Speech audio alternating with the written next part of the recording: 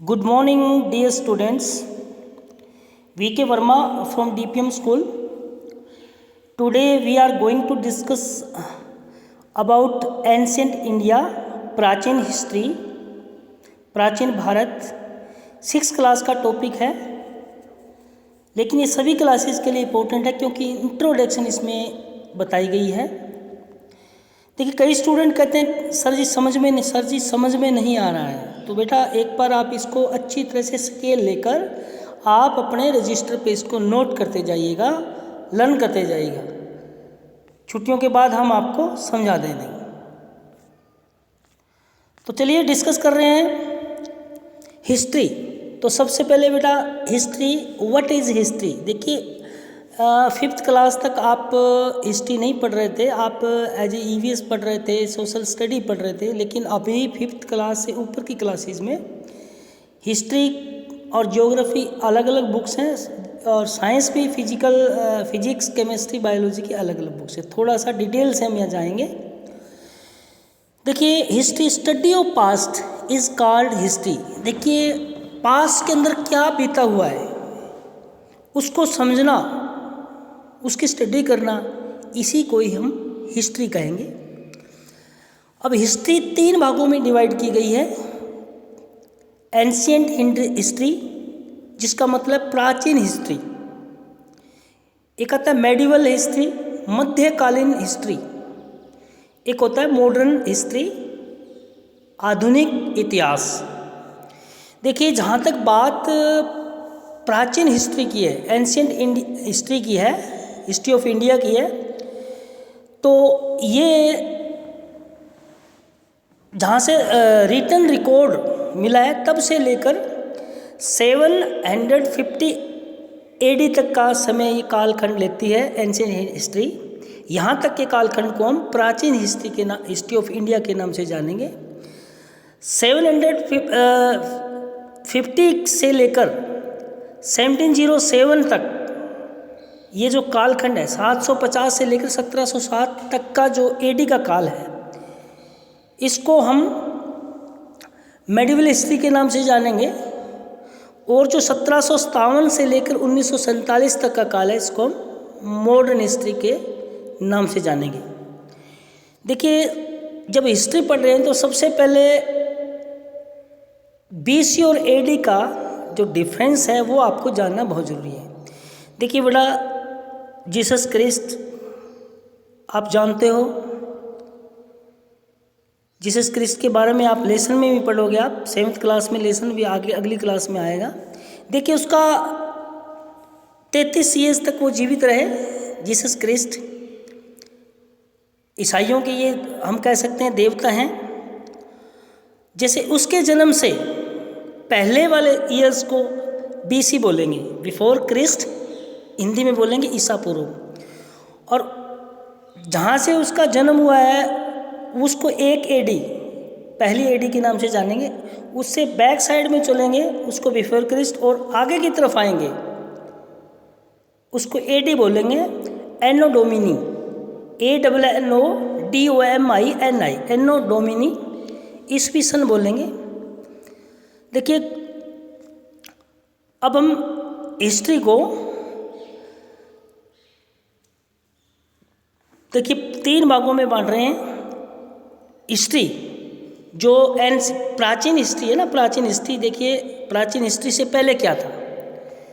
देखिए, एक तो है प्री हिस्ट्री, एक है प्रोटो हिस्ट्री। क्या है? प्री हिस्ट्री और प्रोटो हिस्ट्री। और हिस्ट्री, देखिए प्री हिस्ट्री किस कालखंड को बोलते हैं? 20 lakh to 300 BC।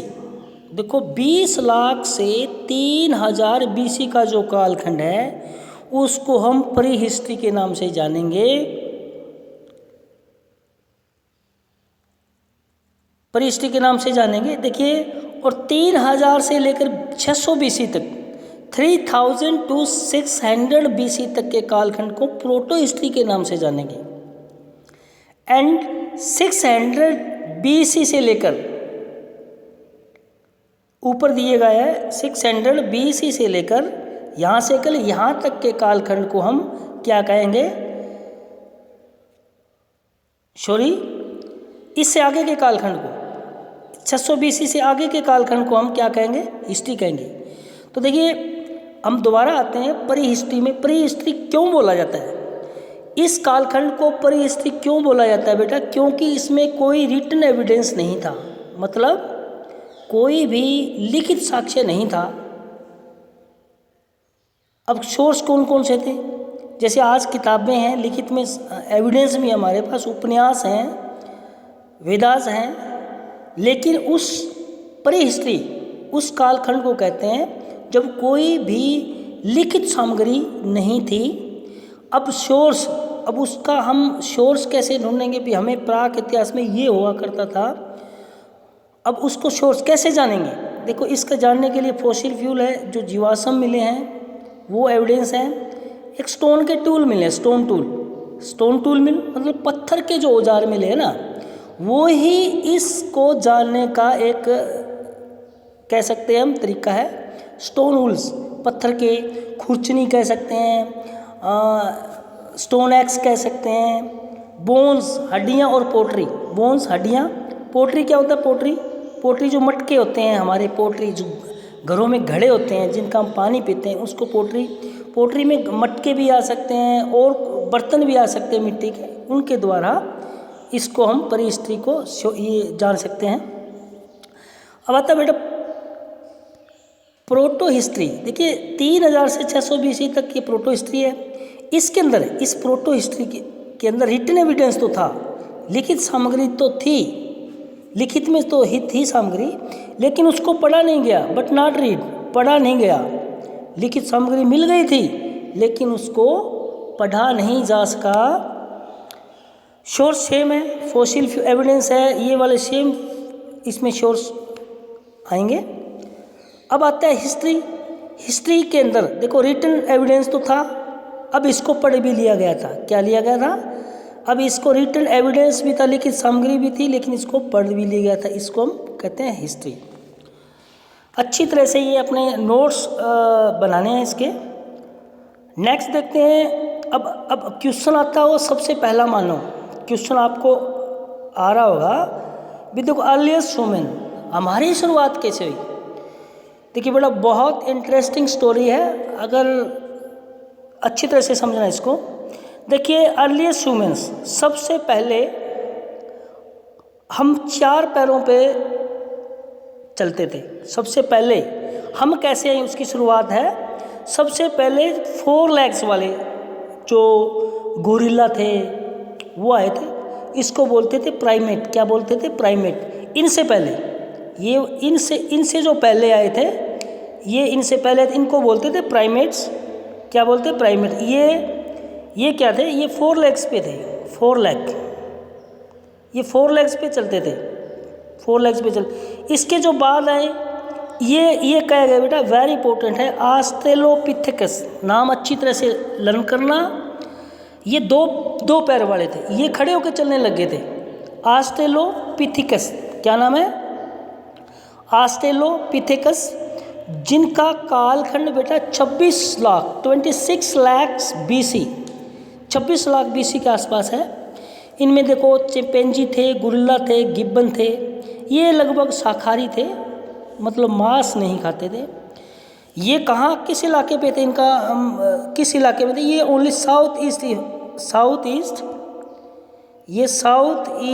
Africa, only south east Africa में ही थे ये बाहर नहीं गए। अब दूसरा मानव जो आता है इससे ऊपर वाला, ये आता है जी, इसको बोलते हैं होमो हैबिलस। क्या बोलते हैं बेटा, होमो हैबिलस। ये दूसरे प्रकार का मानव था। एबलमैन, इस आदमी को थोड़ा सा ये 2 पैरों पे भी चलता था, लेकिन ये सीधा होकर चलने लग गया, थोड़ा सीधा, पूरा सीधा नहीं, थोड़ा सीधा होकर चलने लगा। इसको कहते हैं एबलमैन। एबलमैन मीन्स योग्य व्यक्ति। एबल, कुछ ना कुछ थोड़ा सा इसमें ज्ञान आने लग गया। फर्स्ट हु लिव्ड इन अर्थ, जो पहला व्यक्ति था, पहला मानव कह सकते हैं इसको हम, पहला मानव कह सकते हैं जो धरती पे रहने लग गया था। ये इसका कालखंड में 26 लाख हैं। सबसे पहले सबसे पहले हथियार, देखिए ये इम्पोर्टेंट है, सबसे पहले हथियार बनाने वाला, first who made tools, tools होता है हथियार, औजार, सॉरी औजार कह सकते हैं हम, औजार जैसे कुल्हाड़ी है, खुरचने हैं, एक्स है, ये चीज़ें, ये मानव था सबसे पहले इसने बनाया। अब ये भी मानव साउथ अफ्रीका, देखिए साउथ अफ्रीका के अंदर ही था, ये बाहर नहीं गया। ये ओनली मांस मीट नहीं, ये मांस मीट नहीं खाता था, ऑस्ट्रेलोपिथेकस, और ये मांस भी खाता था और शाकाहारी भी था। नेक्स्ट हमारा आता है जी 1, 2, 3 नंबर पे आता है तीसरे प्रकार का जो मानव था, इसको होमो इरेक्टस बोलते हैं। क्या बोलते हैं? होमो इरेक्टस। क्या बोलते हैं? होमो इरेक्टस, सीधा चलने वाला मानव। देखिए थोड़ा सा इम्प्रूवमेंट हुआ है, तीसरे नंबर वाले मानव में थोड़ा सा इम्प्रूवमेंट हुआ है। अब ये मानो इसका होमो इरेक्टस का मतलब है बेटा, ये देखिए होमो इरेक्टस, इसका मतलब है upright man. Upright man mean सीधा चलने वाला, थोड़ा सा मुंह को ऊपर, माउथ को ऊपर करके चलने वाला। ए पर्सन वॉक अपराइट, जो सीधा चलता है, इसका मतलब जो सीधा चलता है। ये थोड़ा सा एडवांस मैन था, थोड़ा सा ज्ञान की इसमें वृद्धि हुई। इसका कालखंड था 17 लाख। अब सबसे इम्पोर्टेंट बेटा इसको देखना, हाईलाइट मैंने कर दिया है इसकी। देखो फायर का डिस्कवरी, आग की खोज, देखिए आग की खोज किस मानव ने की? सो इम्पोर्टेंट, कई बार HCS रिगार्डिंग कंपटीशन एग्ज़ाम में ये पूछा गया है, बहुत सारे कंपटीशन एग्ज़ाम में इस क्वेश्चन को पुट किया गया है भाई, फायर के डिस्कवरी, जो फायर आग की खोज थी कौन से मानव ने की? तो इसका सीधा सा उत्तर है होमो इरेक्टस मानव ने आग की खोज की थी। देखिए ये दूसरा प्रश्न भी इम्पोर्टेंट है, ये पहला व्यक्ति था जो साउथ अफ्रीका से बाहर गया, ईस्ट एशिया के अंदर, साउथ एशिया के अंदर, यूरोप के अंदर, ये पहला व्यक्ति था। अब ये लोग थे ना, होमो इरेक्टस थे, ये अपने अफ्रीका से बाहर निकलना शुरू हो गए थे, वर्ल्ड के अंदर फैलना शुरू हो गए थे धीरे धीरे। अब आता नेक्स्ट आता है हमारा होमोसेपियंस। देखिए होमोसेपियंस ये चौथे प्रकार का है। होमोसेपियंस जो आज हम हैं, बिल्कुल सीधे हैं, बुद्धिमान हैं, बिल्कुल ज्ञानवान हैं हम। तो होमोसेपियंस इसको कहते हैं होमोसेपियंस।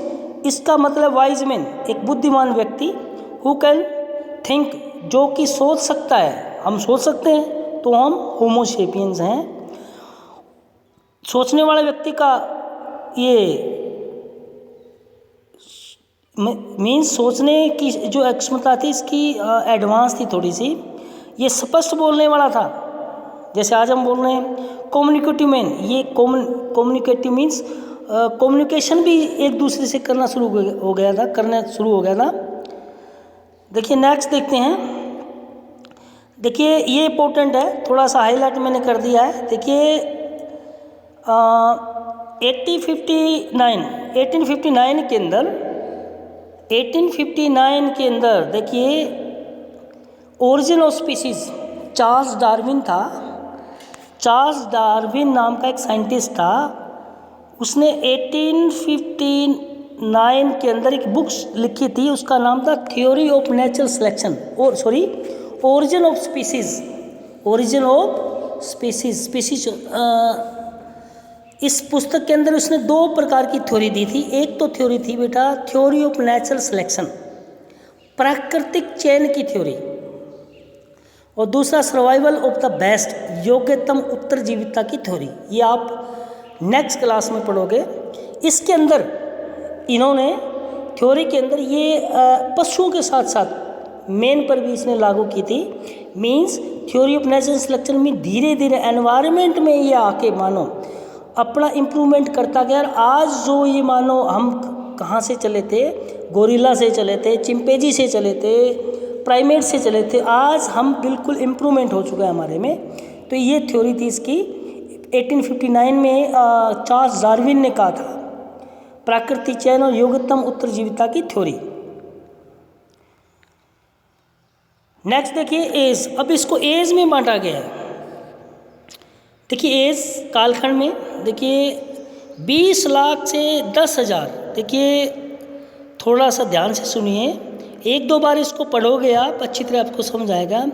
वर्ल्ड लेवल में समय को बांटा गया है, कालखंड को बांटा गया है। देखिए 20 लाख से 10,000, देखो ये इंपॉर्टेंट थोड़ा सा समझ लेना। 20 लाख से 10,000 वर्ष वर्ल्ड लेवल की बात कर रहे हैं। यहाँ किसकी बात कर रहे हैं? वर्ल्ड लेवल पर पेलियोलिथिक एज इसको माना था पेलियोलिथिक एज। इसके बारे में आप जैसे स्कूल खुलेंगे आपको अच्छी तरह से बताएंगे पेलियोलिथिक एज। और वर्ल्ड लेवल पे ये जो पेलियोलिथिक एज थी ये 20 लाख से 10,000 वर्ष तक के बीच में थी। और जहाँ इंडिया लेवल की बात है तो ये 5 लाख to 10,000 ईयर्स के बीच माना जाता है। मेजोलिथिक एज, ये मेजोलिथिक एज बोला जाता है इसको 10,000 to 6,000 BC इसको बोला था मेजोलिथिक एज। नियोलिथिक मध्य पाषाण, देखिए पाषाण काल, पत्थर युग, स्टोन एज की बात कर रहे हैं हम। किसकी बात कर रहे हैं? स्टोन एज, जब पत्थर के हथियार बनाने लगे थे उसकी बात कर रहे हैं। पाषाण काल की बात कर रहे हैं। अब मेसोलिथिक एज 10,000 to 6,000 BC के बीच में नियोलिथिक नवपाषाण काल। देखिए पाषाण काल को 3 भागों में बांटा गया, Palaeolithic age, Mesolithic age, Neolithic age. नवपाषाण काल ये मध्यम पाषाण काल है, ये पूर्व पाषाण काल है। इसको हिंदी में कह रहे हैं पूर्व पाषाण काल। क्या? पूर्व पाषाण काल। पाषाण पत्थर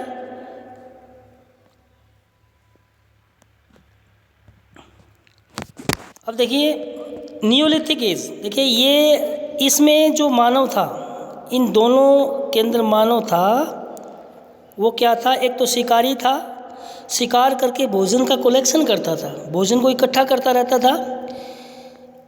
अब ये जो काल है, ये बीच वाला काल है, ये एक ब्रिज का काम करता है। इसका पैलियोलिथिक और नियोलिथिक एज का एक संक्रमण काल इसको बोला जाता है, मेसोलिथिक को।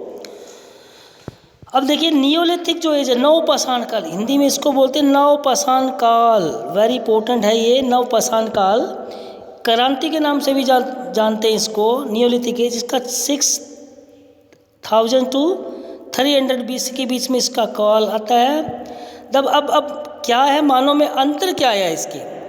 पैलियोलिथिक और मेसोलिथिक मानव था, वो एक शिकारी मानव था, वो कलेक्शन करता था। अब इसमें क्या अंतर आया मानव में? अब वो खेती करना शुरू हो गया, खेती करना उसने शुरू कर दिया। क्या करना शुरू कर दिया? एग्रीकल्चर, अपने खेत बोना शुरू कर दिया, प्रोड्यूस। अब वो अनाज को पैदा करने वाला हो गया, एग्रीकल्चर करने लग गया। अब वो पशुओं को पालना शुरू कर दिया। कैटल मीन जो था पशुपालन, कैटल मीन्स पशुओं को पालना शुरू कर दिया इसने। अब उसने पोट्री, मटकों को बनाना भी शुरू कर दिया। पोट्री, मर्द बांड जिसको हिंदी में कहते हैं, मिट्टी के बर्तन बनाना आरंभ कर दिया। देखिए जौ और गेहूं फसलें भी उसने बोई। इंडिया के अंदर सबसे पहले राइस, ये इम्पोर्टेंट है, याद करने वाली बात है बेटा। इंडिया के अंदर से सबसे पहली जो फसल बोई गई थी वो थी चावल की फसल। कौन सी फसल? चावल की फसल। दूसरी तो थी वो कपास की फसल, ये भी इम्पोर्टेंट है। अब देखिए वर्ल्ड लेवल के अंदर, अब क्रम देख लीजिए। सबसे पहले अगर क्वेश्चन आता है, सबसे पहले देखिए सबसे पहले मानव ने बार्ले को उगाया। किसको उगाया? सबसे पहले वर्ल्ड में मानव ने बार्ले की फसल को बोया था, उसके बाद गेहूं की फसल को बोया था, उसके बाद राइस की फसल को बोया था। कई बार क्वेश्चन में ऑर्डर से पूछ लिया जाता है। तो सबसे पहले बार्ले मीन्स जो, वीट गेहूं, राइस चावल, ये ऑर्डर है 1 2 3। अब थोड़ा सा इसमें देखिए, ये जो पैलियोलिथिक एज है ना, पूर्व पाषाण काल, पूर्व जो पाषाण काल है इसका कालखंड देखो 20 लाख से 10,000, 20 लाख टू 10,000। ये थोड़ा सा लंबा है, बहुत लंबा है। तो इसको 3 भागों में बांट दिया गया था, 3 भागों में बांट दिया गया था। थोड़ा सा बड़ा करके मैं दिखाना चाहूँगा आपको। देखिए पैलियोलिथिक एज को लोअर पैलियोलिथिक, निम्न पूरा पाषाण काल, नीचे वाला पाषाण काल है जो 5 लाख, इंडिया की बात कर रहे हैं, नॉट वर्ल्ड लेवल की, इंडिया की बात कर रहे हैं। इंडिया के अंदर इसका कालखंड था 5 लाख से 5 लाख से शुरुआत होता है पैलियोलिथिक।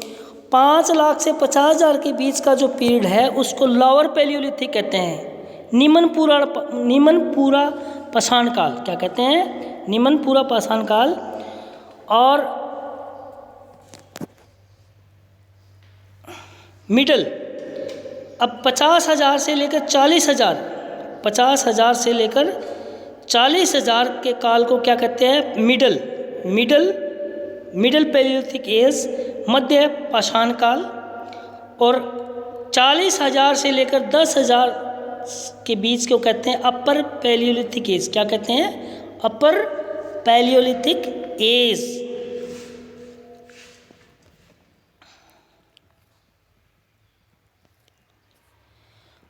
अब देखिए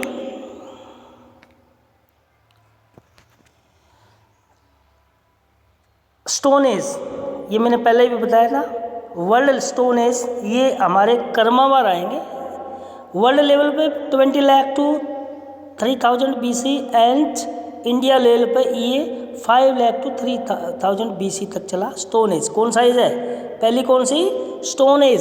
स्टोन एज क्यों बोलते हैं बेटा इसको? क्योंकि वहाँ मानव ने पत्थर के औजार, ये लोहा तो होता नहीं था, तो पत्थर के औजार बनाने शुरू किए थे। पत्थर की हड्डियों से, पत्थर के नुकीले हथियार और औजार बनाने शुरू किए थे। बहुत मात्रा में हमारे भारतवर्ष में भी काफ़ी मात्रा में मिला है स्टोन एज। दूसरा हड़प्पा सिविलाइजेशन, दूसरा कौन सा है?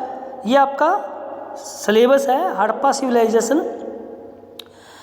2600 टू 1900 BC तक का काल क्या बोला जाता है? हड़प्पा सिविलाइजेशन। इसके बाद आता है वैदिक काल का 1500 टू 600 BC, वैदिक सिविलाइजेशन, वैदिक सभ्यता। उसके बाद आता है आपका मौर्यन एम्पायर। मौर्य एम्पायर जो पैरेलल है, बुद्धा और महावीरा की शिक्षाएं भी पैरेलल हैं यहाँ, 600 BC टू 320 BC तक। उसके बाद आता है गुप्ता एम्पायर, 390 टू 550 AD तक के बीच का काल, गुप्ता एम्पायर। उसके बाद आफ्टर गुप्ता यहाँ आपका सिलेबस फिनिश होता है। अब नेक्स्ट 7th क्लास में इसके आगे का इतिहास आप पढ़ोगे।